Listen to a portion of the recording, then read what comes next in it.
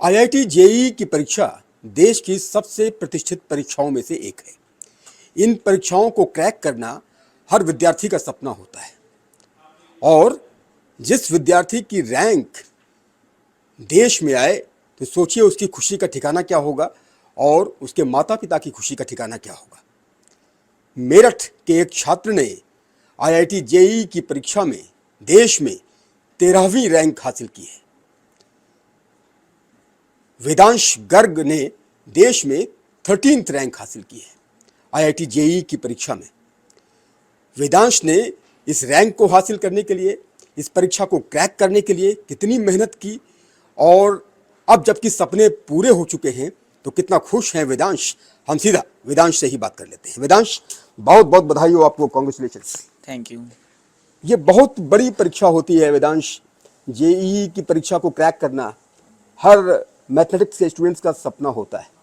जो भी 12th में अच्छे परसेंटेज लाता है तो उससे पूछो कि भाई आप क्या आगे करना चाहते हैं, तो पहला थॉट यही आता है कि भाई आईआईटी जेईई को क्रैक करना है और वहाँ से सीएस में बीटेक करना है। आपका सिलेक्शन हो चुका है। आपने कभी सोचा था कि देश में 13th रैंक आपकी आएगी? कितना खुश हैं आप? एंड अपने बारे में बताएं, कैसे आपने प्रिपरेशन की, कैसे तैयारी की और क्या ये जहन में कभी ख्याल भी आया था कि देश में 13वीं रैंक आ जाएगी? मतलब जब तैयारी कर रहा था शुरू में 2 साल की तैयारी मैंने कोटा से करी है। शुरू में तो ऐसा नहीं लगता था, मतलब शुरू में ये था कि कैलिबर है, मैं मेहनत करूंगा तो कर सकता हूँ। लास्ट तक आते आते ये लगा था कि टॉप 50 में तो मैं ले ही आऊँगा, इतनी मैंने तैयारी कर ली है। पर आप पर्टिकुलर 13th रैंक आ जाएगी ये तो मतलब कोई नहीं बता सकता। हाँ जी। और मैंने तैयारी एलन कोटा से करी है 2 साल वहाँ पर रहकर। उससे पहले मैं यहाँ मेरठ में सेंट मेरीज अकेडमी में पढ़ता था। 10th मैंने वहाँ से करी है। मेरी 10th में 99% आई थी और मैं सेंट मेरीज का टॉपर था। 12th क्लास में मेरे 96.6% मार्क्स आए हैं। अच्छा। और जेई मेंस में ऑल इंडिया रैंक 35। 12th में क्या परसेंटेज आपकी रही? मैथ्स में कितने मार्क्स थे, फिजिक्स में कितने मार्क्स थे, केमिस्ट्री में कितने मार्क्स थे और कितना परसेंटेज आपका रहा 12th में? 12th में मेरे 96.6% मार्क्स आए हैं। केमिस्ट्री में और मैथ्स में 99 ईच और फिजिक्स में 95 मार्क्स थे मेरे। अच्छा, आईआईटी जेईई की परीक्षा को क्रैक करना, क्योंकि आमतौर पर लोग तैयारी तो करते हैं लेकिन सफल तो चंद ही हो पाते हैं। देश भर में जितने भी आईआईटीज़ हैं, चाहे आईआईटी दिल्ली हो, चाहे आईआईटी मुंबई हो, आईआईटी खड़गपुर हो या फिर जहाँ जहाँ भी आईआईटीज़ हैं, उनमें सिलेक्शन पाने के लिए, उसमें एडमिशन लेने के लिए एक बहुत जहन में ख्याल रहता है कि भाई हमारा सिलेक्शन किसी तरह से आईआईटी का नाम जुड़ जाए। लेकिन आप तो आईआईटी मुंबई से करने वाले हैं अपना बीटेक, तो सबसे बड़ा सपना जो होता है वो आपका पूरा हो गया है। आपने कितनी तैयारी की, कैसे तैयारी की ताकि और स्टूडेंट्स भी प्रेरित हो सके, मोटिवेट हो सके? मैंने 2 साल तैयारी की। मैं डेली क्लास जाता था। मेरी अटेंडेंस लगभग 100% थी। सारे टेस्ट दिए, सारे मॉक टेस्ट दिए, सारे क्लास टेस्ट क्विज जितने भी होते थे वो सब दिए। कोचिंग को पूरे अच्छे से फॉलो करा। बस मेरा यही एक एडवाइस रहेगी कि टीचर्स को ब्लाइंडली फॉलो करिए और अपने टारगेट की तरफ देखिए। सोशल मीडिया वगैरह से मैं थोड़ा दूर रहता था क्योंकि वो डिस्ट्रैक्शन होते हैं। मैं नींद कोशिश करता था कि नींद ज़्यादा से ज़्यादा लूँ। और मैं दिन में या रात में 1 घंटा टेबल टेनिस ज़रूर खेलता था। उससे क्या रहता है, मतलब बॉडी फ्रेश रहती है, ऐसे नहीं कि बहुत ज़्यादा थकान हो जाती है। तो आप कह रहे हैं कि आप स्पोर्ट्स में भी हिस्सा लेते थे, टेबल टेनिस खेलते थे अपने आप को रिलैक्स करने के लिए, और नींद का पूरी होना बहुत ज़रूरी है। तो इन दोनों ने बड़ा अहम रोल प्ले किया। अगर आप ठीक से सोएंगे ही नहीं तो कंसंट्रेट कैसे कर पाएंगे? तो ये एक बड़ा मंत्र आप दे रहे हैं कि विद्यार्थी पैनिक में ना आए और कतई इस बात को ना सोचें कि कहीं ना हुआ तो क्या होगा। आपके जहन में कभी इस तरह का ख्याल था कि कहीं असफल हो गए, कहीं ना अचीव कर पाए, इस तरह का ख्याल भी आते रहे होंगे, तो कैसे इसको कोप अप किया आपने? इस तरह के ख्याल ज़्यादातर तो नहीं आते, पर जब एक आध बार आया तो मुझे लगा कि नहीं, बस मुझे अपनी हल्की सी मेहनत बढ़ानी पड़ेगी। हाँ। और मेहनत बढ़ा के मैं कर ही लूँगा।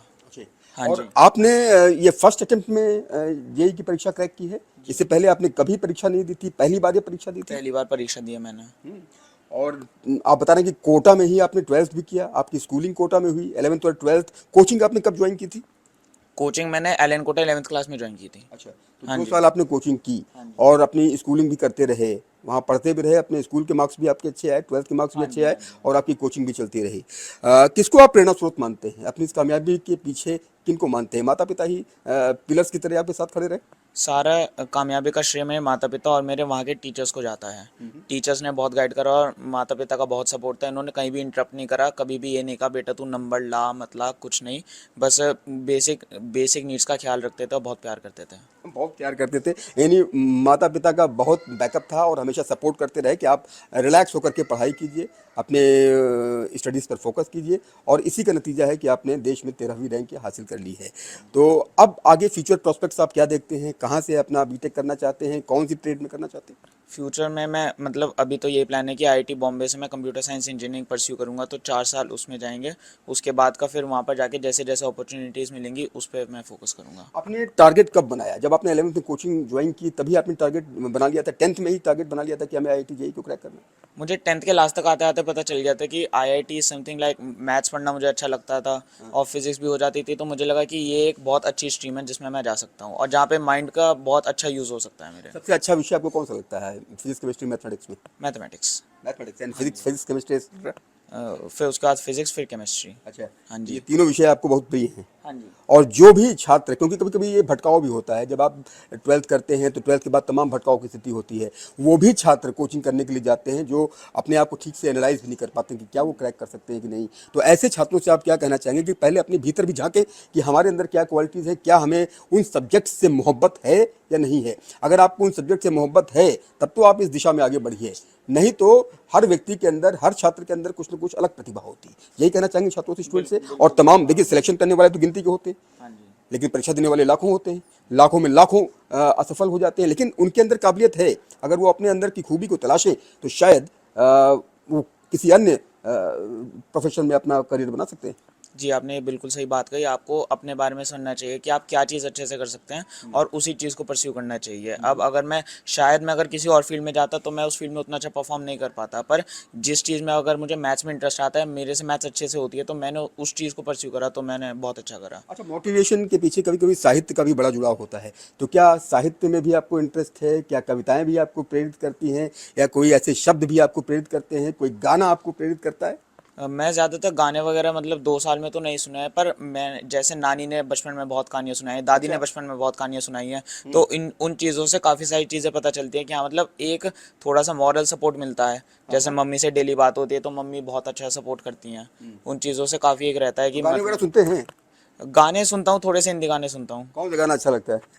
गाने मुझे थोड़े से किशोर कुमार के ज़्यादा अच्छे लगते हैं और अभी लेटेस्ट में अरिजीत सिंह। तो ये कह सकते हैं कि किशोर कुमार का फैन है, देश की 13वीं रैंक लाने वाला आईआईटी जेईई का टॉपर। बिल्कुल कह सकते हैं, किशोर कुमार का फ़ैन तो कौन नहीं है। तो कोई गाना गुनगुनाइए जरा उनका, याद आ रहा कोई? गाना अभी तो कोई याद नहीं आ रहा, बाद में करते हैं। अच्छा अच्छा, बाद में करते हैं, वेरी गुड।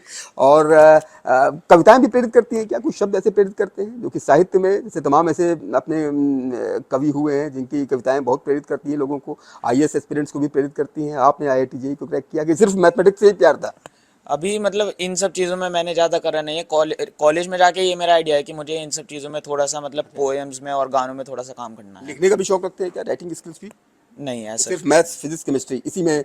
और ज़्यादा डूबना भी नहीं चाहिए, कभी कभी किताबी कीड़ा होना भी जो है घातक हो जाता है, लगता नहीं आप? मैं किताबी कीड़े टाइप का नहीं हूँ, मैं जो लिखने के टाइप में उसकी जगह मैं फिर स्पोर्ट्स में काम करता हूँ। जैसे मैं हफ्ते से हफ्ते फिर मैं क्रिकेट खेलने जाता था, दोस्तों के साथ नीचे फुटबॉल खेल लिया और हम लोग वो भी गेम खेलते थे कि एक दूसरे को बॉल से मार रहे हैं और बच रहे हैं। अच्छा। हाँ जी। अच्छा, कितने घंटे की पढ़ाई, कोई आपने दायरा तय कर रखा था कि 8 घंटे पढ़ना, 10 घंटे पढ़ना? कुछ नहीं ऐसा था, जब भी इच्छा हुई तब पढ़ा, जब आनंद आया तब पढ़ा। रस लेना चाहिए कायदे से, मेन चीज़ तो ये है कि आपको आनंद आना चाहिए आपकी स्टडीज़ में।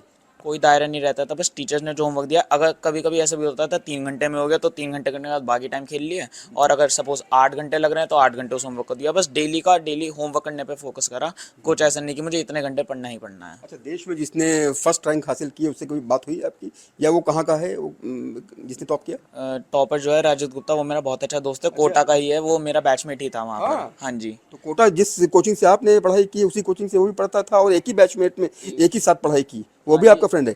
AIR 1 राजत गुप्ता भी और AIR 2 सक्षम जिंदल भी, दोनों ही मेरे बहुत अच्छे दोस्त दोनों हैं। भी एलएन के ही हैं? हाँ जी, दोनों एलन के हैं। ओके, तो दोनों आपके फ्रेंड है, फर्स्ट रैंकर, सेकंड रैंकर और आपके 13th रैंकर, दोनों को मिला के आपकी रैंक आ गई। बस मैं तो ये कहना चाहूँगा, जितने भी मतलब टॉप 50 के टॉप 200 के भी बच्चे हैं, सबको बराबर ज्ञान होता है। टीचर्स भी सब यही कहते हैं। उस दिन जिसने अपना माइंड काम रखा उसका उस तरह से बहुत अच्छी तो रैंक आ हमको लगता है जाएगी। कि आप लोग अब आईआईटी मुंबई में भी क्लासमेट होंगे? हाँ जी, बिल्कुल क्लासमेट होंगे ये सर। भी रैंक आई तो उसमें तो होना ही होना हाँ जी, सब है। बिल्कुल वो भी साथ सब ही जा रहे हैं। सीएस में ही इंटरेस्टेड है? हाँ, सब IIT बॉम्बे CS। अच्छा, हाँ जी। All the best Vedansh. Okay, thank you. हमारे साथ वेदांश के पिताजी मौजूद हैं, सुमित गर्ग। आप बताइए सुमित जी, क्या कहेंगे, ये आईआईटी जेईई का सपना माता पिता का भी होता है कि भाई हमारा बेटा IIT JEE को क्रैक करे। कितनी खुशी हो रही है। घर से किसी और ने भी IIT में कभी क्रैक किया कि पहला बेटा है घर का चिराग? मुझे बहुत खुशी हो रही है इसने IIT JEE का क्रैक किया।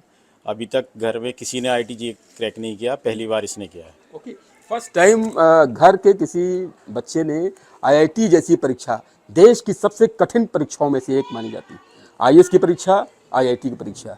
और IIT की परीक्षा देना हर विद्यार्थी का सपना होता है, लेकिन इसको क्रैक करना और फिर देश में 13th रैंक लाना, ये बहुत सपना होता है। कई विद्यार्थियों को तो सपना आता है कि मैंने IIT JEE क्रैक कर दिया, नहीं पता लगा सुबह हुई तो हकीकत कुछ और है। नहीं, बिल्कुल सही कह रहे हो, इसने बहुत मेहनत की है जिससे ये क्या खासियत है, क्या हॉबीज है वेदांश की?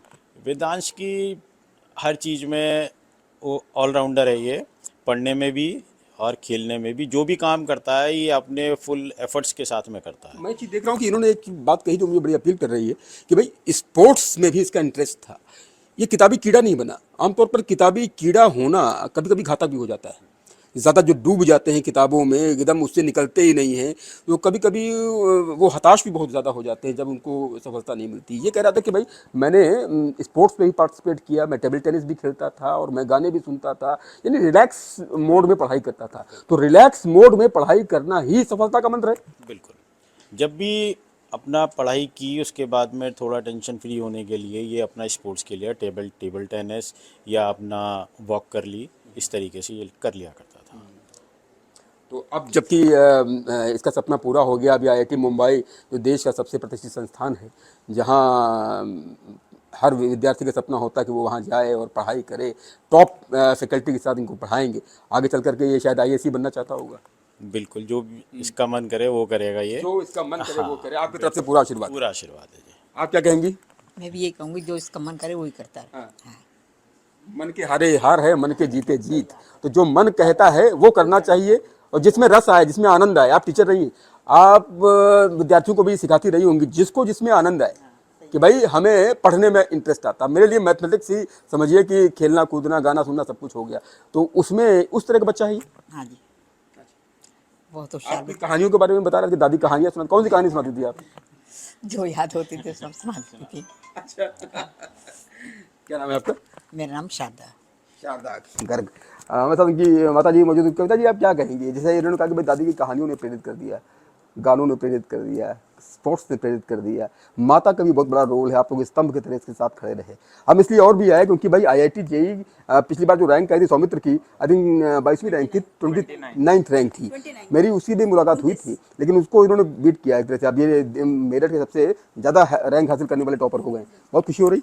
बहुत खुशी है, बहुत खुशी है इस बात की। इसने प्रयास किया, अपना 100% एफर्ट दिया और अच्छा रिजल्ट हासिल किया है इसने, और पूरे परिवार का नाम इसने बहुत रोशन किया है। पूरे परिवार का नाम रोशन कर दिया, और जो सबकी तमन्ना थी, पहला IITian आपकी फैमिली से होने जा रहा है। बिल्कुल बिल्कुल, सबका आशीर्वाद इसके साथ रहा। इसकी जर्नी बहुत खूबसूरत रही। एक दिन भी इसने ये नहीं कहा कि मैं तो थक गया, मुझसे नहीं होगा। नहीं होगा तो ये जानता ही नहीं। अगर टीचर्स ने कह दिया ये आज ही करना है, तो वो कितना भी बड़ा टारगेट है आज पूरा करके सोना है। ये बहुत साधारण तौर पे समझा गया इस चीज़ को कि मैंने कोई टारगेट नहीं रखा या मैंने घंटे देख के पढ़ाई नहीं करी। ये हकीकत है, घंटे देख के पढ़ाई नहीं करी। इसने अपने टारगेट सेट किए, आज का मेरा ये टारगेट है, तो ये मेरा चाहे रात को 1 बजे पूरा हो, चाहे मेरा रात को 1:30 बजे पूरा हो, ये मैं पूरा करके सोऊंगा। फिर सुबह 7 बजे टेस्ट हो या 6 बजे उठना हो, कुछ भी करना हो, ना सोने के घंटे देखे हैं इसने, ना पढ़ने के घंटे देखे हैं, लेकिन हमने कोशिश करी है कि अपनी नींद पूरी रखे। हर महीने 15 दिन 10 दिन उनके पास जाके रहते थे कि कोई बच्चे को तकलीफ ना हो। अच्छा। जिस दिन इनका रिजल्ट निकला, सबसे पहले मुझे उन्होंने फ़ोन किया कि ऐसे ऐसे पोते ने, हमें पूरी उम्मीद थी कि ये उसको छुएगा जरूर, क्योंकि सबको उम्मीद थी इससे, बहुत पूरे परिवार को उम्मीद थी।